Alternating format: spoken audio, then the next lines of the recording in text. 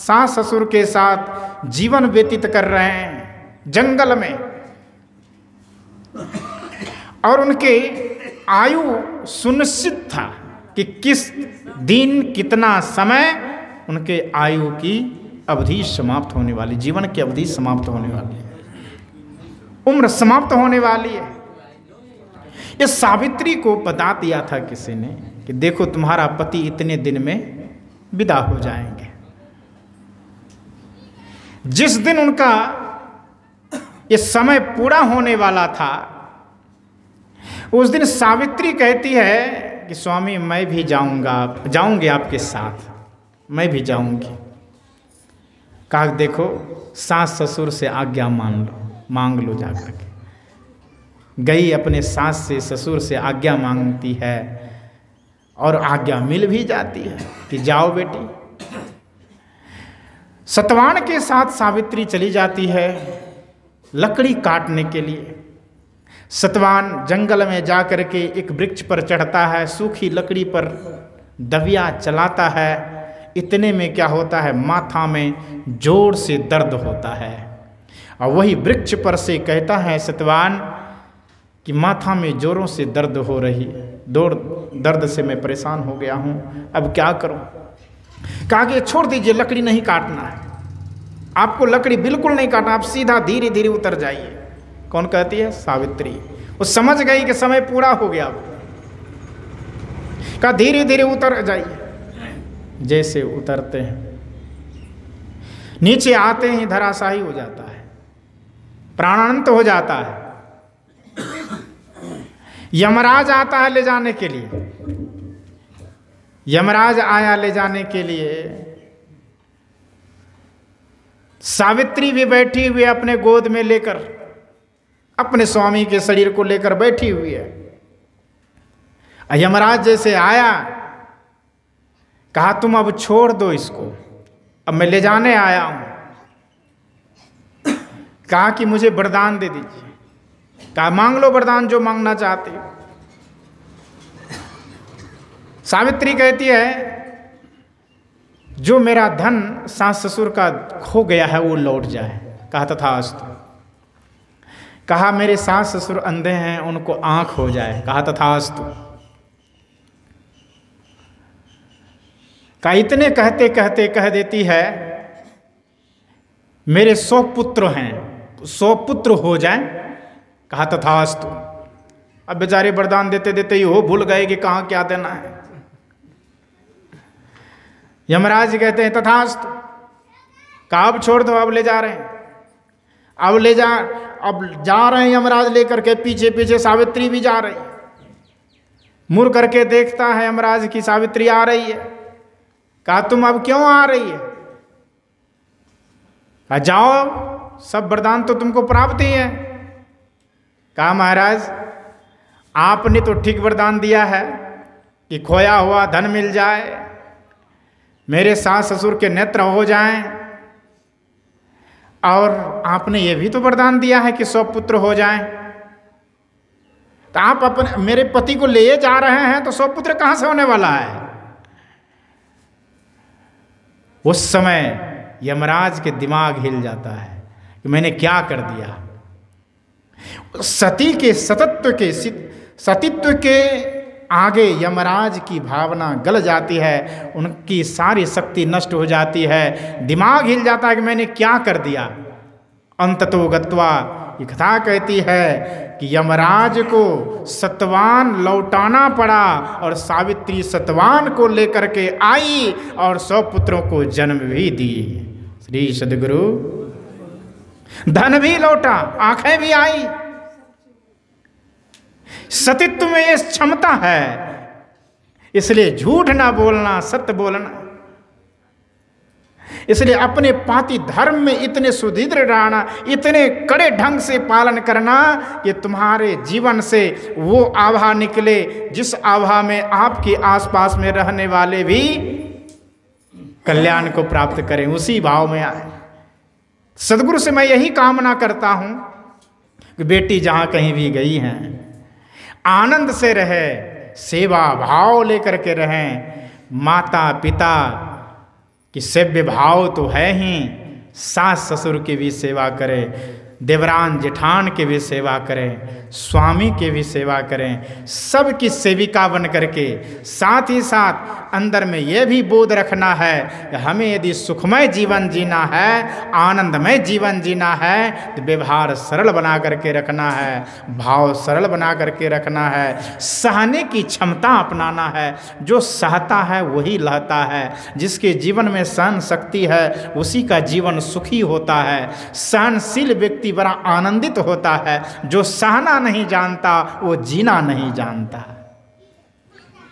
जो सहना नहीं जानता वो जीना नहीं जानता है, और जो सहना नहीं जानता वो दुख बटोरना जानता है। इसलिए सहना सीखना चाहिए। हर भाई बहन को, हर माता पिता को, हर समाज को सहने की क्षमता अपनानी चाहिए। कितने तो थोड़ी सी बात में एक एक बित्ता, एक एक इंच, एक एक फीट के लिए आदमी अपने जीवन को खो देता है। जब धरती पर रह जाती है, धरती अपने जगह रह जाती है, और जीवन छूट करके चला जाता है, शरीर छूट जाता है, आने जाने के चक्र में पड़े रह जाते हैं, अध्यात्म को समझ नहीं पाते हैं। गुरु महाराज तो कहते हैं, उनके स्तुति को रोज दोहराते हैं कि प्रेम भक्ति गुरु दीजिए, बिन बौं कर जोड़ी, पल पल छोहन छोड़िए। हैं कितने मुस्तैदी के साथ पढ़ते हैं, मनोयोग के साथ पढ़ते हैं, प्रेम भक्ति गुरु दीजिए। रोज दोहराते हैं, एक दो दिन की बात नहीं है, रोज। लेकिन उतरता कितना है वो तो कहने वाले जाने, हम तो जान नहीं सकते, वो गुरु महाराज जाने। दोहराते रोज हैं। और ज्यादा शिकायत आती है मेरे पास सत्संगी की कि बाबा फलना सत्संगी है ना, फलना सत्संगी है ना। हमारा दिमाग भरा रहता है सत्संगी एक शिकायत से। जहां भी जाता हूं, अपने जीवन की घटना बताऊं। मैं रहता था यहाँ बिहारीगंज के पास, परिहारपुर के बगल में कुशहा टोल है, वहाँ सदगुरु कबीर आश्रम है। कुछ दिन मैं रहा तो वहाँ भी सत्संग करता था।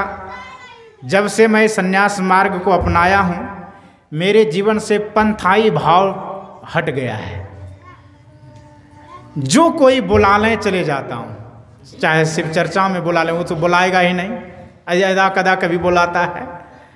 चाहे वो रामायण गोष्ठी वाला बुला ले, चाहे संत मत के सत्संगी गण बुला ले, सब मेरे प्यारे हैं, सब सदगुरु की दया है, सब मेरे भाई बहन हैं, पिता पुत्र के तुल्य हैं, माँ के तुल्य हैं, गुरु के तुल्य हैं। इस समझ करके मैं चला जाता हूँ।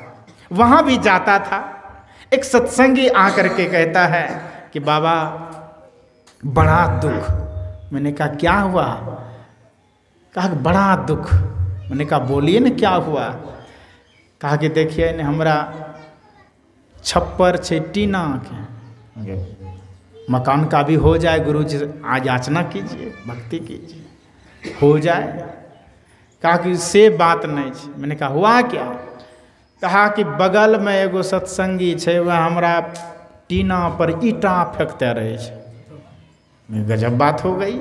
सत्संगी में हाल तो और में क्या हाल होगा? क्या कारण क्या है, क्यों फेंकता है? कोई दुश्मनी है क्या? कहा कि कोई दुश्मनी नहीं, न जमीन के, न धन के, न कुछ। तब कहा कि इतने सा दिक्कत बाबा, हमें छिए शाही स्वामी जी महाराज के शिष्य, और होनी के संसेवी बाबा के शिष्य। हम कहते बढ़िया बात है, गुरु महाराज तो एक के हैं, दोनों का गुरु तो एक के हैं ना, तो लड़ाई किस बात की? कहा कि बाबा हमरा बार बार कहे रहे कि हमरा गुरु से दीक्षा ला, हमरा। हम कह दिए अबोध है, ये तो अज्ञानता है।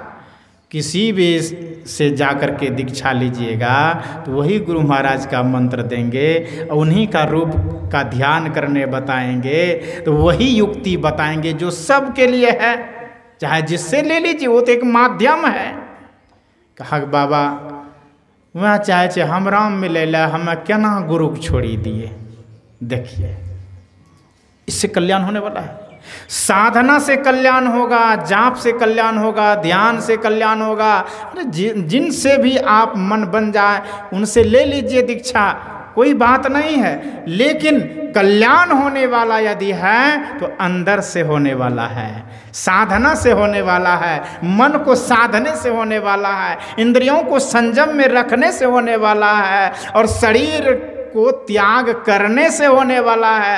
ये केवल एक के वो शरीर जो दिख रहा है यही ठो नहीं है। गुरु महाराज जिक्र किए हैं सत्संग सुधा सागर में बहुत जगह। क्या जिक्र किए हैं? तो 5 शरीर है, 5, 1 2 नहीं है, 5 शरीर। स्थूल शरीर है, सूक्ष्म शरीर है, कारण शरीर है, महाकारण शरीर है और केवल शरीर है। 4 शरीर। ये 4 शरीर तो जानते हैं। एक अशरीर है जिसका कोई शरीर है नहीं,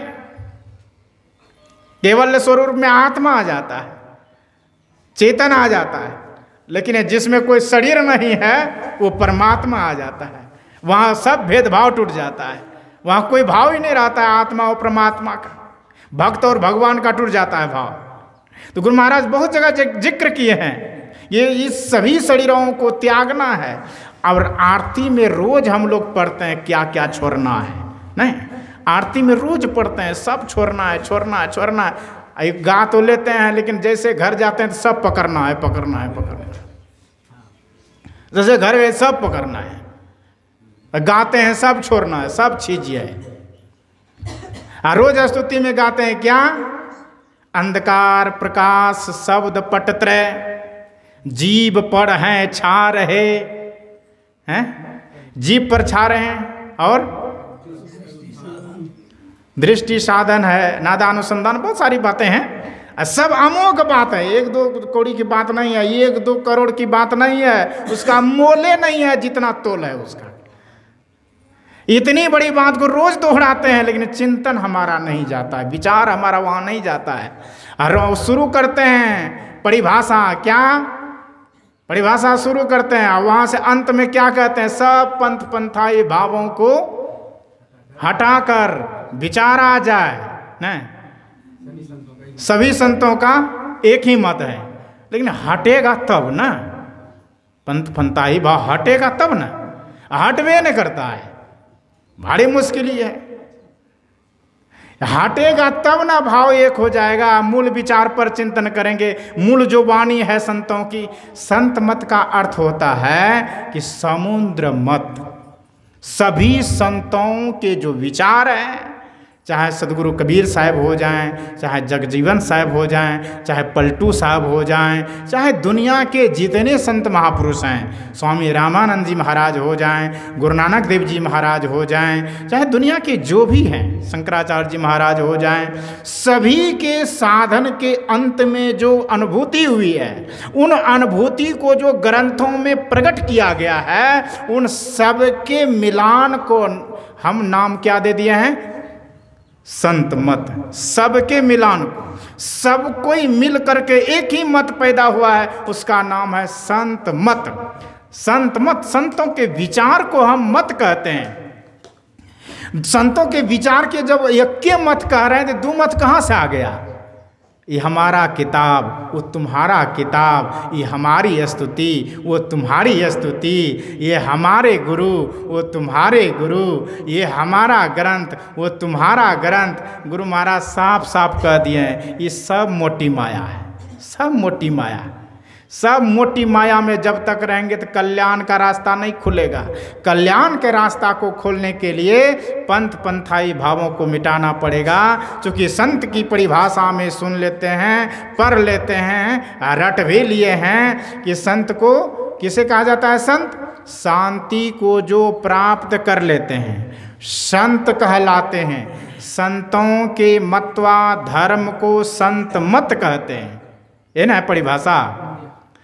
संत उसे ही कहते हैं जो शांति को प्राप्त कर ले, और जो खुद ही शांति को प्राप्त नहीं किए हैं तो संत कहलाएंगे कैसे?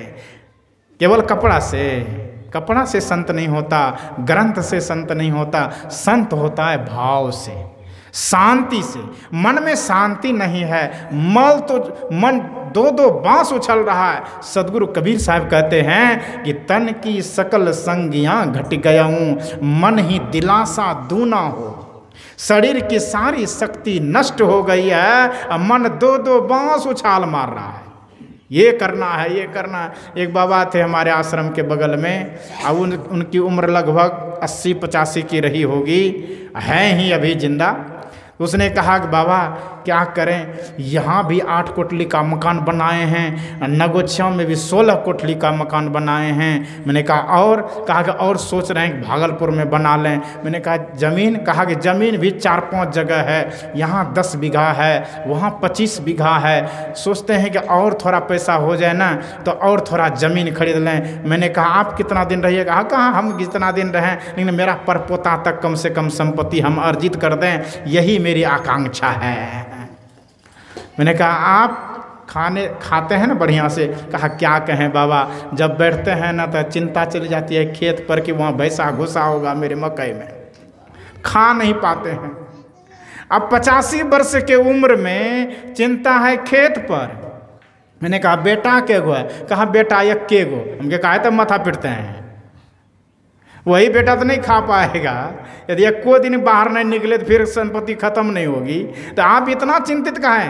कहा क्या करेंगे, जीवन मिला है कमाने के लिए, जीवन मिला है अर्जन करने के लिए, जितना अर्जन कर लो बाबा, जितना अर्जन कर लो। मैंने कहा जिंदगी में कभी सुख नहीं मिलेगा आपको, संपत्ति सुख देगी? कभी नहीं देगी। संतुष्ट होना चाहिए, जो मिला सो सब। कहते हैं खुशी मिले सो दूध है, मांग मिले सो पानी, दोनों निपट अनाड़ी है, जामे खैचा तानी। खुशी मिले तो दूध के समान है, अमृत के समान है। मांगी मिले तो पानी के समान है, जल ही जीवन है। मांगने से भी मिल जाए तो ये भी जीवन का आधार है। और दोनों निपट अनाड़ी है, एक तो मांगने वाला अनाड़ी और दूसरे देने वाला अनाड़ी। दोनों में यदि घच्चातानी हो रहा है तो दोनों चुपटे हैं। इसलिए खुशी से जो मिल जाए, सदगुरु कबीर साहब कहते हैं कि रूखी सूखी खाई के, ठंडा पानी पी, देख पराई चूपड़ी, मत ललचाओ जीव। एक नए नए सत्संगी था, और वो चला गया कहाँ, तो